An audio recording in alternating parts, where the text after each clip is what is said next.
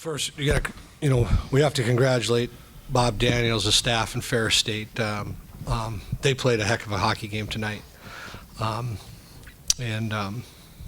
they deserve a ton of credit for preparing their team to come in here and play. 2 weeks in a row that they got that team on a roll. This tournament can rip your heart out.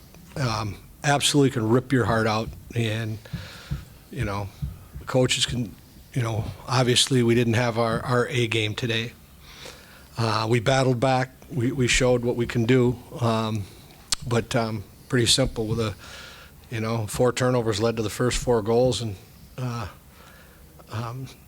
we did some uncharacteristic things early in the game. And in a one and done tournament at 2:00 in the afternoon, when you do that, it's going to rip your heart out.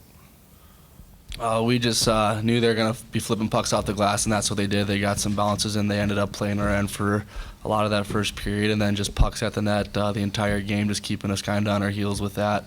It's pretty much what we expected them to do, but they executed very well. Yeah, I mean, they came out strong, but I think we gathered ourselves and came back really strong, and it was a good game. 2 good hockey teams. The only thing we talked about between periods was there's a couple of real positive things we got to talk about. I felt our St. Cloud State crowd was awesome today, and I think that's a little bit of a story of how many people showed up today on our side. And I think we were expecting smaller number, and they came through. And that's what we talked about is momentum was in the building. It was lurking around. We had to make a play to get momentum back to our side. It was 4-2 in between second and third, and if we were gonna lose, we were gonna go down swinging. We were gonna open up our game and just take some chances and play hockey. I think guys were gripping their sticks a little bit tight, and we weren't sharp in the first and second, but we knew we had to make a push there at the end if we were gonna make something happen. We were fortunate to get back in that game and bring it to overtime. We got our crowd in, we got the momentum back, and we make a mistake there, which in overtime in the NCAA, it's a one-shot deal, and it rips your heart out. And I can't, there's no other way to analyze it. We can't make the mistakes we made early in the game. 4 turnovers, they scored 4 goals. True to character, our guys picked it back up. It took a power play goal to get us going, and we hit the crossbar. Peterson late in the game. We had a number of chances where we could have taken that thing. This 60-minute game, as much as it hurts, there's a great story that'll be told about our senior class, and